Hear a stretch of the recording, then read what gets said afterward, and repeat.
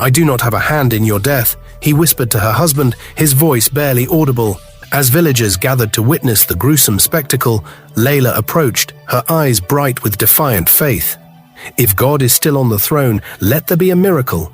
The guards moved in, lifting her husband toward the waiting grave as she and her daughter fought desperately against them.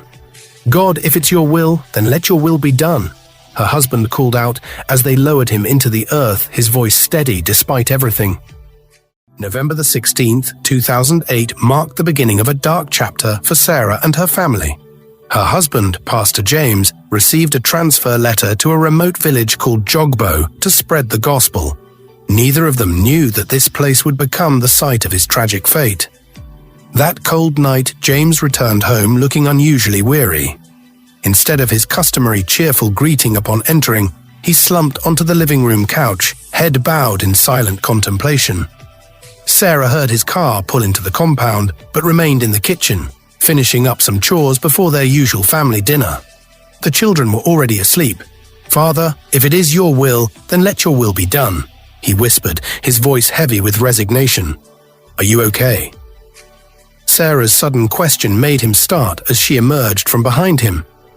James let out a deep sigh, reached into his jacket, and produced a brown envelope. "Take," he offered quietly, extending it toward her. Sarah's eyes remained fixed on the envelope as she accepted it. "What is this?" she asked, her voice tinged with apprehension. "Open it," he urged softly, watching her face. As Sarah read the contents, her eyes widened in surprise. The letter detailed James's transfer to Jogbo, a remote village 5 hours away from their current location. It was the same place where another pastor had mysteriously resigned after just 2 weeks, never explaining why. "Is that why you're this way?" Sarah questioned, studying her husband's troubled expression. James lifted his head slowly. "How do you mean?" he asked, his voice barely above a whisper. "You don't know why God has asked us to go there," Sarah stated firmly, trying to inject confidence into her voice. James nodded slowly, then spoke with evident concern. "But that place, how are we going to survive there? I'm not sure there's any good school there for the kids. Won't you people just stay back?" "I'll be coming to visit every 2 weeks or month ends," he suggested, his eyes pleading. "No," Sarah declared emphatically, shaking her head. "I can't stay here all alone with the kids. We'll have to go there together. God will see us through," she assured him, sitting beside him and grasping his arm. "All will be well. The only problem now is where we are going to stay when we get there," she added thoughtfully. James nodded again, some tension leaving his shoulders. "That isn't a problem. There's a parish house there, but I don't know where it is. We'll have to ask someone when we get there. I was given the keys to the house," he explained, patting the keys in his pocket. The family packed their belongings into a van while driving their small car ahead of it. The children wept bitterly at having to leave, but they had a divine mission to fulfill. After hours of driving, they finally reached the road leading to Jogbo. As they entered the village, they encountered their first shock, a black statue with a sword, blood dripping from its mouth and nose. Her husband halted abruptly, transfixed by the sight. "Jesus!" their first daughter exclaimed, clutching her younger brother in terror. Sarah covered her head with her scarf, averting her eyes from the grotesque sight. Her husband, David, began speaking in tongues, his voice trembling with spiritual fervor. While she started praying silently, a sudden knock on the car made her jump. "Olga, is anything wrong with the car?" a man inquired, peering through the window with concern. David shook his head mutely, still shaken. "If there's nothing wrong, then let's leave here now. This is not a sight to behold, please," the man urged, backing away from their vehicle. After gathering his composure, David finally started the car. They approached the first person they saw to ask directions to the parish house. The man's expression shifted instantly at their question. "Are you Jesus' people?" he asked, his voice filled with suspicion. "Yes? Yes." David and Sarah responded in nervous unison. "Me, I don't know, oh," the man muttered, turning away and ignoring David's calls after him. 3 more people claimed ignorance when asked about the parish house, but the family persisted. Finally, they met a small girl carrying a water keg on her head. Her face brightened when they asked about the parish house. "Are you a pastor?" she asked, her eyes sparkling with curiosity. David and Sarah exchanged meaningful glances before he answered, "Yes. Come, I'll show you the parish house," the girl offered cheerfully, setting down her water keg. David helped place it in the car before she climbed in. "What's your name and how old are you?" Sarah asked gently. "Layla ma, I'm 8 years old," she replied, sitting up straight. "Have you both come here to preach to my people about Christ?" she added eagerly. "This girl is smart," Sarah remarked, impressed by her articulate nature. "I tell you," David agreed with a proud smile. "Yes, we have," he confirmed to Layla. "That will be great. There's no church here, not even a single one. I have been looking for who to worship God with, but my people here are idol worshippers who don't believe in God," Layla explained, her voice carrying a wisdom beyond her years. Sarah and David were shocked to hear such mature insights from a child in this remote village where Christianity was unknown. "Who are you?" David asked again, leaning forward with renewed interest. "Like I said before, I'm Layla," she replied matter-of-factly. "I grew up in the city but was brought back a few months ago when my auntie lost her husband. That was where I knew about God, Christ, and the religion," she explained, her small fingers tracing patterns on her dress. "Wow," Sarah exclaimed, her eyes widening with understanding. "Impressive," David added, his smile broadening with each revelation about their young guide. When they reached the parish house, they found it serviceable but badly neglected, with overgrown bushes and dirt everywhere. "You see what I was telling you?" David chided gently, gesturing at the mess. "You guys should have at least allowed me to come here first, to clean this place up before coming over." Sarah rolled her eyes playfully. "So you're the one who's good at taking care of a dirty environment, right? I beg, sit somewhere, let the kids and I take care of it," she retorted with good-natured sarcasm. Layla sprinted home and returned with 3 long brooms, her feet barely touching the ground in her eagerness to help. As they began cleaning, removing thick cobwebs from every corner, their work was suddenly interrupted by a commotion. A middle-aged woman stormed into the house, her wrapper tied tightly around her waist, face contorted with anger. She marched straight to Layla, grabbed the child's ear roughly, and began dragging her away while berating her in their local dialect. Sarah and David's protests fell on deaf ears as the woman disappeared with Layla. Desperate for water to complete their cleaning, they approached the nearest house where an elderly woman and 2 young men resided. Despite their polite request, they received a curt response in pidgin English. "No water here." At the next house, their request was met with an even more disturbing response. Instead of water, they were presented with a bucket of fresh blood. "Welcome to Jogbo," the man sneered, his eyes glinting with malice. "Blood of Jesus," David exclaimed while Sarah stood frozen, her mouth agape as she stared into the crimson bucket. "Ah, you are Jesus's people?" The man's face twisted into a knowing smile. No wonder it turned into blood, because it was water that was in the bucket. "It means that you people are not welcome here," he declared, his eyes bulging as he spoke in his thick local accent. "Even though I walk through the valley of the shadow of death, I fear no evil," David declared firmly, standing his ground. The man's expression darkened. "Ah, you will fear Jogbo? Yes, you must fear this place, because we don't do Jesus and his people here. We have our own God that we call upon here, and he has been answering us." He spread his palms wide in warning. "See, let me advise you. It is better you both go back to where you are coming from before it is too late." David's face flushed with righteous anger. "I have come to spread the gospel of Jesus Christ, and nothing shall stop me," he proclaimed, his voice rising.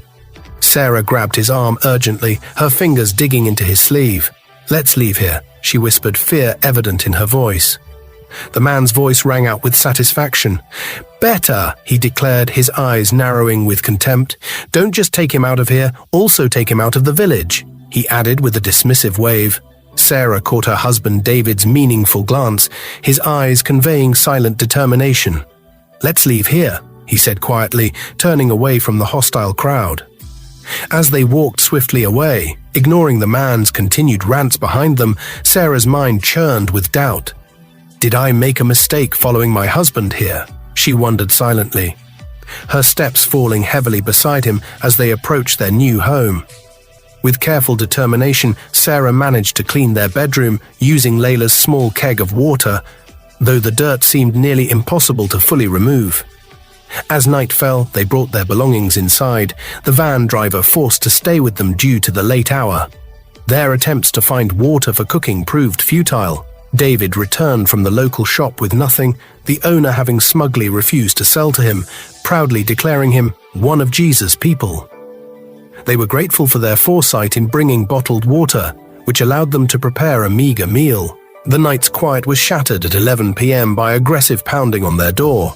The driver's voice cut through the darkness, trembling slightly as he called out, "Who is that?"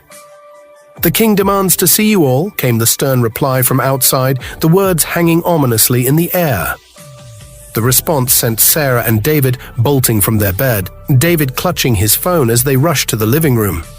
"Who is that?" David whispered to the driver, tension evident in his voice. "I don't know, the driver whispered back, fear evident in his trembling response. David faced the door, his voice stronger now as he called out, "Who is it?" "The king wants to see you all," the voice repeated with unchanged authority. Sarah watched anxiously as David checked his phone's display. 11 p.m. glowed back at them. Her heart raced as he moved toward the door, reaching for the lock. "What are you trying to do?" she demanded, panic rising in her throat. The family stood before the king, their hearts pounding in their chests. The monarch sat on his throne, casually biting into a kola nut as he addressed them. "I learnt you came into the village today. Were you not told that Jesus' people are not welcomed here?" he drawled, his tone dripping with barely contained malice. David stood straight, his voice unwavering as he replied, "I didn't send myself here, God sent me," his eyes meeting the king's with quiet defiance. "And until I'm done winning this place for God, I won't back out," he added, his gaze sweeping across the assembled elders. "He's got guts," the king remarked with a mocking laugh, the elders joining in with sycophantic enthusiasm. The tension in the room thickened as the king leaned forward, his voice taking on a dangerous edge.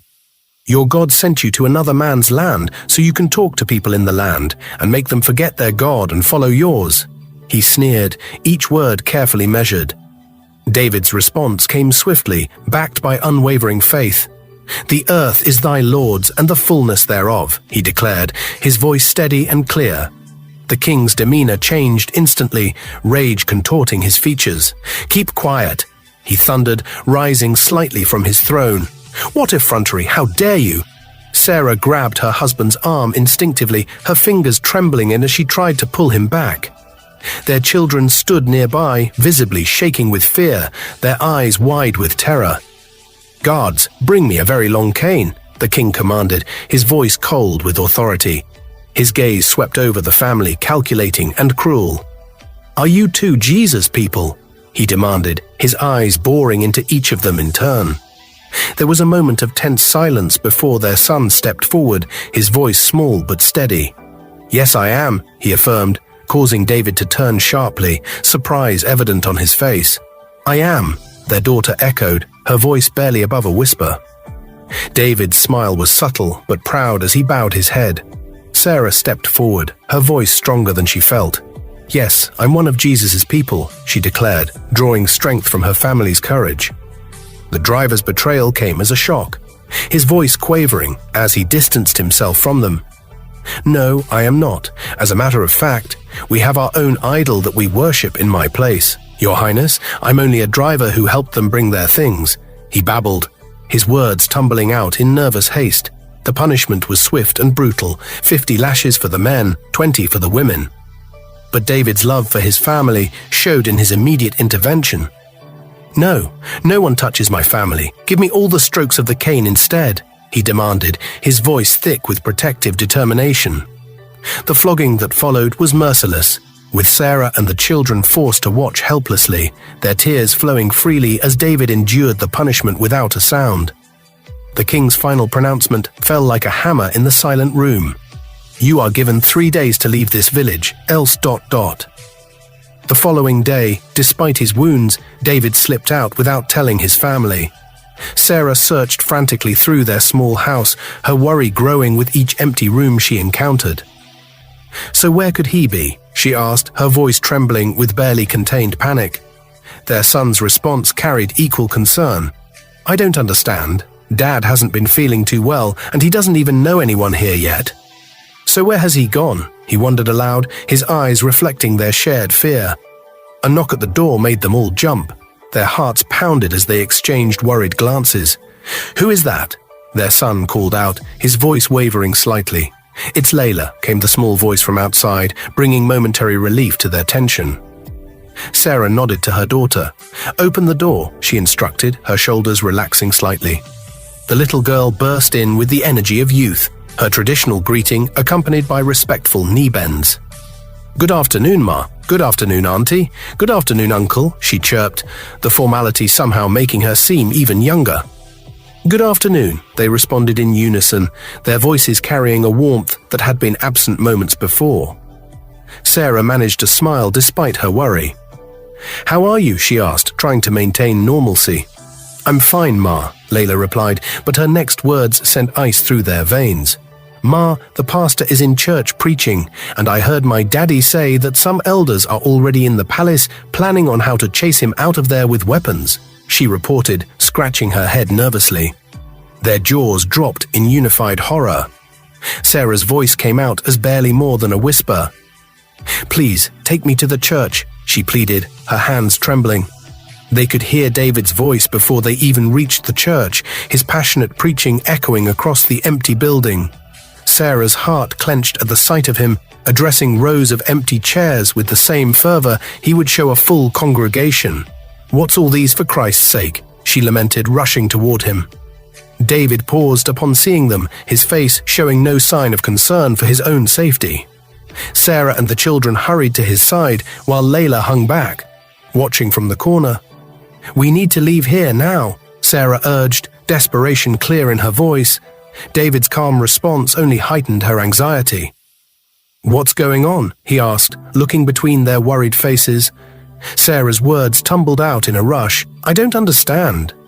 We were warned to leave this place in 3 days. I was expecting you to wake up, so we start making preparations for us to leave, only to be nowhere to be found. The little girl came to inform us that you were here, and that they are currently planning at the palace to come attack you with weapons. Please, we must leave now. David's response was infuriating in its serenity. Let them come. I didn't send myself here. God sent me, he declared, raising his Bible like a shield. Their daughter finally exploded, her fear and frustration breaking through. Dad, please, stop it now. We know that God sent you, but at this point I don't know if God will even support what you're doing. Does it mean that our lives and yours don't even matter to you? She demanded, her voice shaking with emotion. Keep quiet. Do not speak of God like that, her brother raged, his loyalty to their father's faith overriding his own fear. That's okay, it's okay, Sarah intervened, her voice cutting through the siblings' argument. She turned to her husband, her hands clasped in desperate pleading. Darling, have you seen what you've caused? Please, I beg you, let's leave here before they meet us here, she begged, but David only responded with that same serene smile that had begun to terrify her. The situation would soon spiral beyond their control, leading to their confrontation at the palace, the disappearance of their son, and ultimately to that terrible moment in the clearing, where David would face his fate with the same unwavering faith that had brought them to this village in the first place. You know what? You all can leave. I haven't finished with the message I was passing across, he declared, clutching the Bible to his chest with unwavering conviction. Passing a message across to who? His wife questioned, glancing around the empty room with growing concern. These are empty seats, don't you see? He responded with a serene smile, his eyes fixed on some distant vision. You see, very soon all these empty chairs will be filled with people, and some won't even have seats to sit on. They will stand outside by the windows to listen to the message of God, he prophesied, his face glowing with certainty. Go with the kids. If you don't see me in 1 or 2 hours, just know that like Christ, I have been persecuted, he added solemnly, his voice carrying a weight of martyrdom. What? His wife exclaimed, her voice trembling with fear. We are never going to leave here without you, she insisted, her hands shaking as she reached for him. "Dad, look, I understand what you are trying to do, okay? But at this point, you need to give this a second thought. Mom is not ready to leave without you. Can we just go home now, please?" Their 15-year-old son pleaded, his young face etched with worry. The pastor sighed deeply, his resolve finally softening as he drew his wife into an embrace. "Let's go," he conceded with a gentle smile. On their way home, his wife's anxiety was palpable.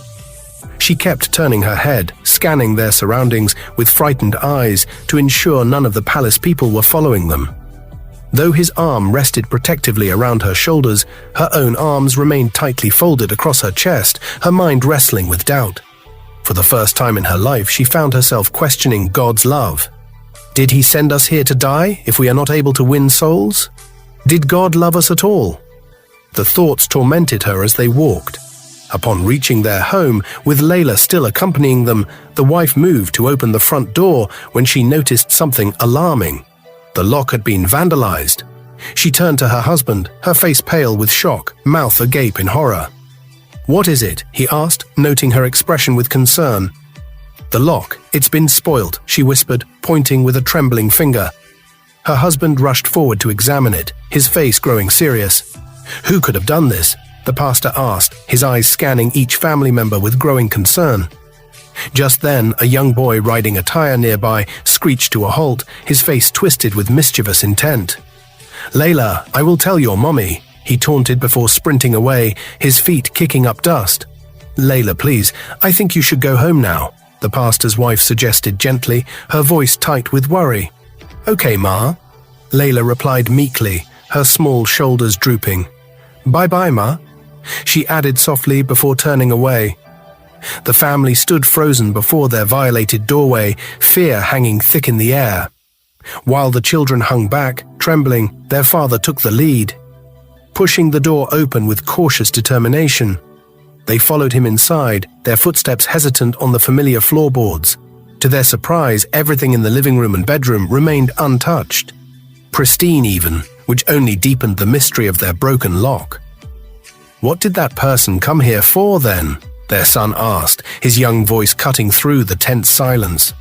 "Who knows?" his mother replied, her eyes still darting around the room, searching for signs of disturbance. Taking charge of the situation, she turned to her children, her voice firm despite her inner turmoil. "Go pack your bags.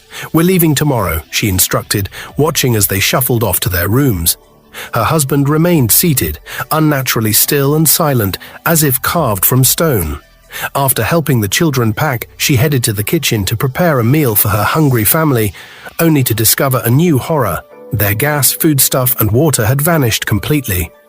She rushed back to the living room, her feet barely touching the ground, panic rising in her throat as she shared the discovery with her husband.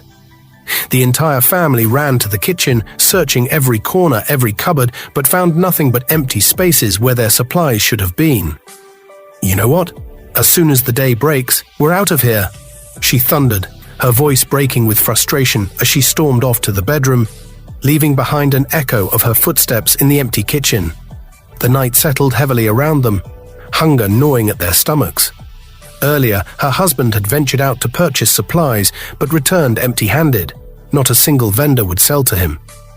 Their children had finally succumbed to exhausted sleep, their hunger momentarily forgotten in slumber. She sat alone in the living room, perched on the edge of a couch, her mind racing with worried thoughts, when a whispered voice from the window made her jump.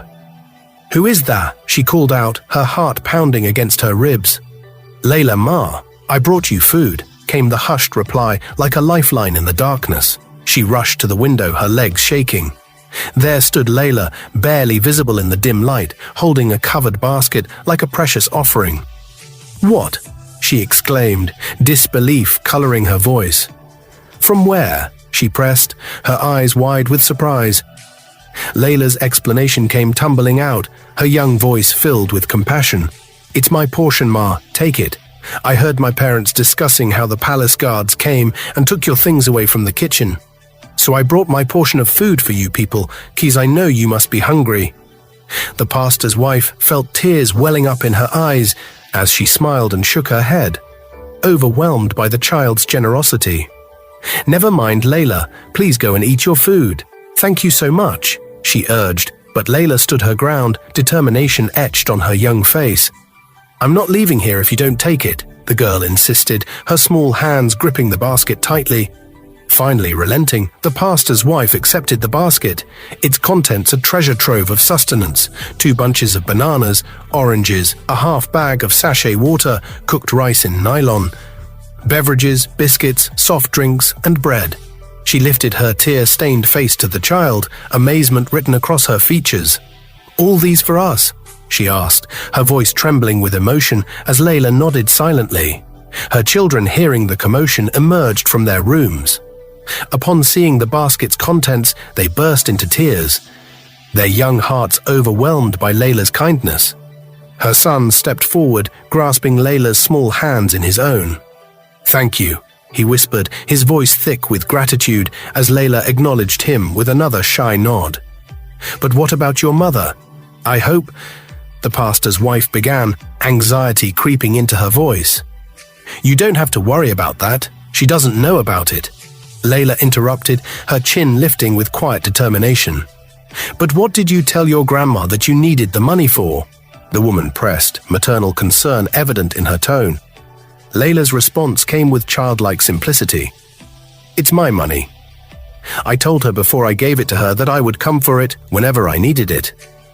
The pastor's wife grabbed Layla's arms gently, offering a prayer of blessing over the child who had shown such sacrificial kindness. As Layla prepared to leave, she turned back, her young face serious in the dim light. "Let me run home now before my mother starts looking for me, and I'll be back later. In case you need anything, I can help you run errands," she offered, her voice barely above a whisper. After Layla's departure, the pastor's wife lifted her face toward heaven, tears streaming freely.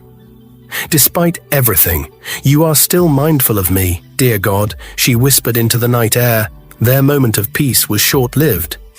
Within an hour, Layla came running back, her breath coming in gasps as she delivered devastating news. The pastor had been captured by palace guards while preaching in the village. Without hesitation, the family sprinted to the palace, their feet pounding against the dusty earth, only to find him kneeling before the king. The king's eyes narrowed as he spotted them, his voice sharp with command. "You," he pointed at the pastor's wife, "kneel beside your husband." Turning to one of his subjects, the king's voice dripped with barely contained rage. "Are you sure you laid the charm properly on that path he walked through?" "Yes, your highness," the subject replied, his voice trembling slightly. "But it caught fire as soon as he passed." The king's face darkened with fury. "I wonder the kind of a human he is. Despite all our evil plans, he keeps scaling through them." The pastor's response came with serene confidence, a smile playing at his lips. "When the wicked spring as the grass, and when all the workers of iniquity do flourish, it is that they shall be destroyed forever." Psalm 92:7. The king's patience snapped, his voice thundering through the palace halls.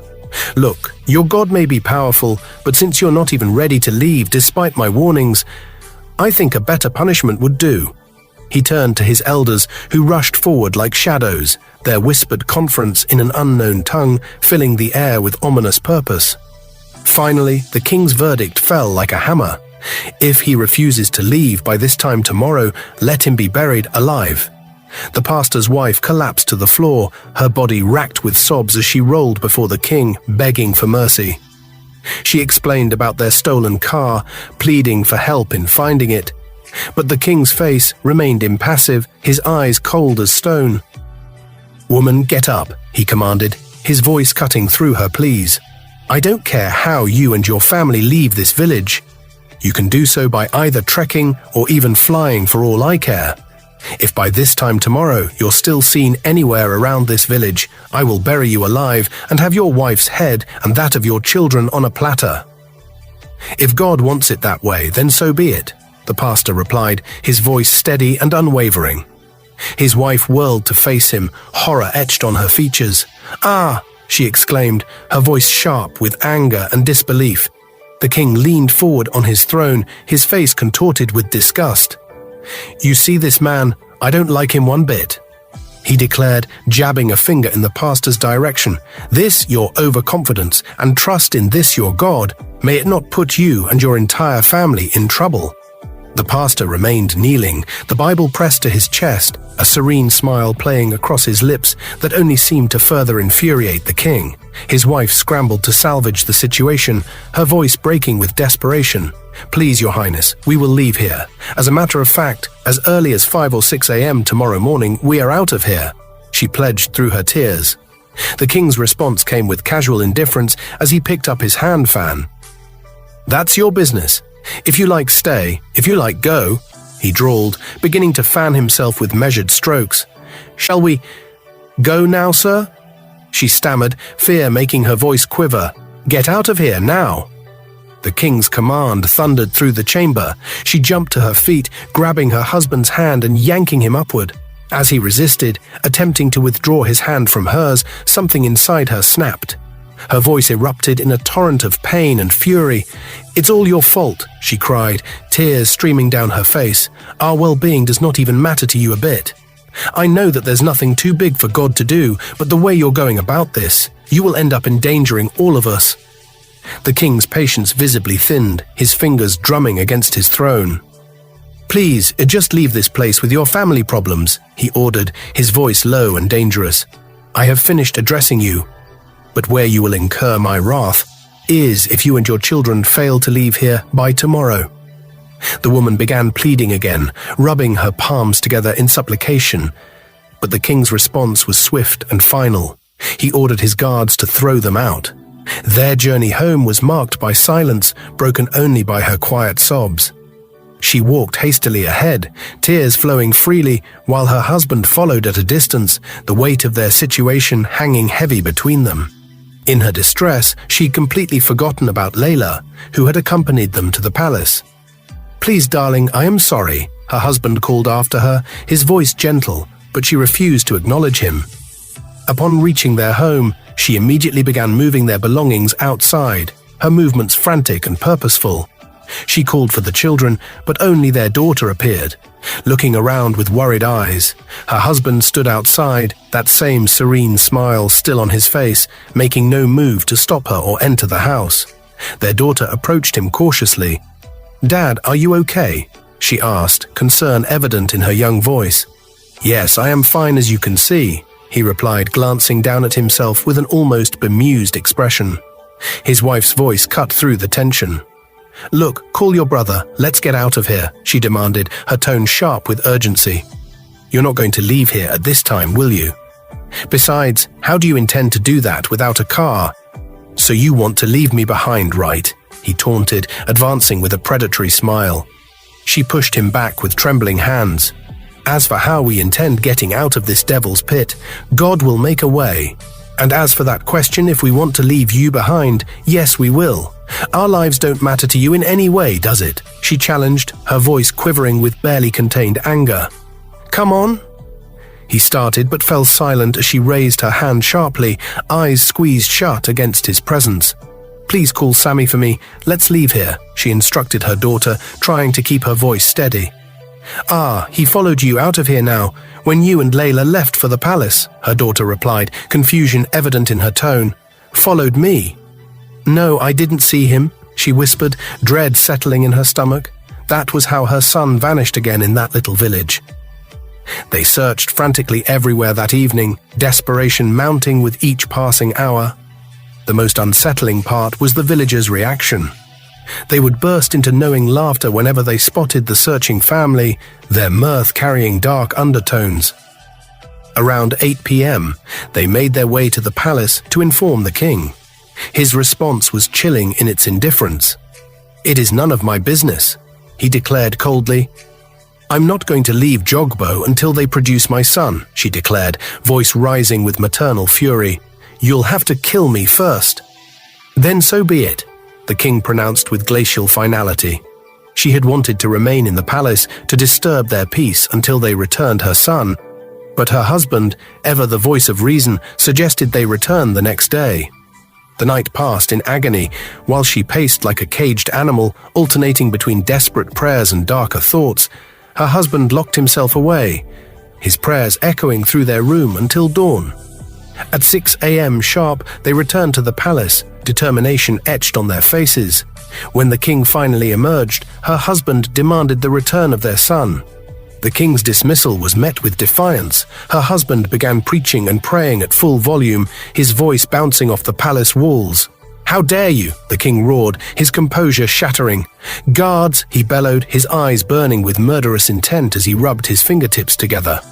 "Take them and go bury them alive." The guards swarmed in like angry wasps, their massive frames towering over the family as they grabbed their shirts. They began dragging them toward the back of the palace, the elders following like a funeral procession. Her screams and pleas echoed uselessly through the air as they were hauled like sacrificial animals. "Do not forget, O you king, that Christ is the King of Kings. One day, just one day, and very, very soon, you will bow before him in his presence with your crown on your head," her husband proclaimed, voice strong despite their circumstances. "You're a mad man.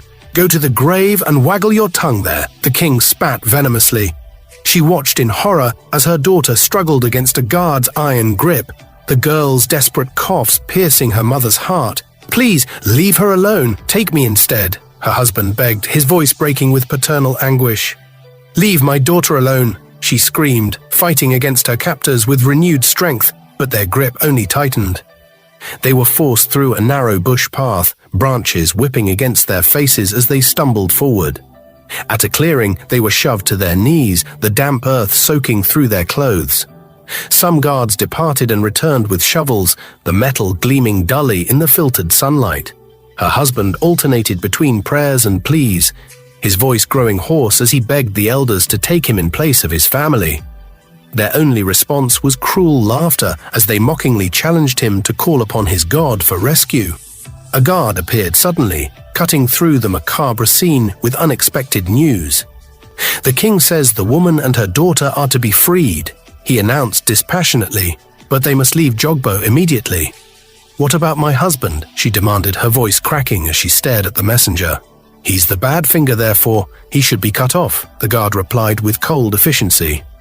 "I don't understand," she stammered, her eyes wide with dawning horror.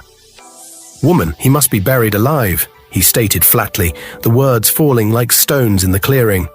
She launched herself toward her husband, wrapping her arms around his neck in desperate defiance. "No, no, no! This isn't happening. Produce my son and leave my family alone. We will leave your demonic village, please," she sobbed, her words tumbling out between gasping breaths. "You see, woman, it is too late to cry when the head is off," one elder remarked with cruel satisfaction. The mysterious elder who had remained silent throughout approached with water, setting it before them. "I do not have a hand in your death," he whispered to her husband, his voice barely audible. "What are you doing?" another elder demanded sharply. "I'm only being human," the quiet elder responded, his voice steady. "These people have gone through so much stress, and it will not be wise if the man embarks on this kind of journey with a dry throat." As villagers gathered to witness the gruesome spectacle, Layla approached, her eyes bright with defiant faith. "If God is still on the throne, let there be a miracle," she declared, her voice ringing clear in the heavy air. "Amen," mother and daughter cried out in unison, their voices carrying over the murmuring crowd.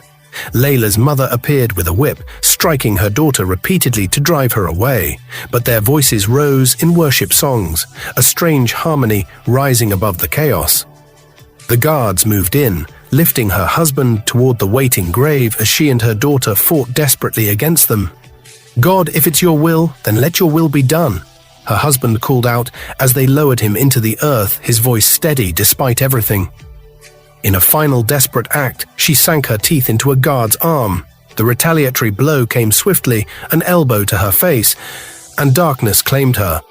When consciousness returned, she found herself in a changed world. Her daughter knelt beside her, face swollen from crying, the clearing eerily silent, save for the distant calls of birds. The question formed on her lips, even as dread filled her heart. "Where's your father?" she asked, though she already knew the answer. Her daughter's trembling finger pointed to a fresh mound of earth, and her renewed sobs told the story that words could not express. The silence of the grave spoke volumes, a testament to the dark heart of Jogbo village and the price of their faith. Thank you very much for watching. We have one more amazing episode to go. If you've enjoyed the story so far, please drop a comment below. Don't forget to like, subscribe, and turn on the bell notification so you won't miss any updates. Thank you, and remember, we love you.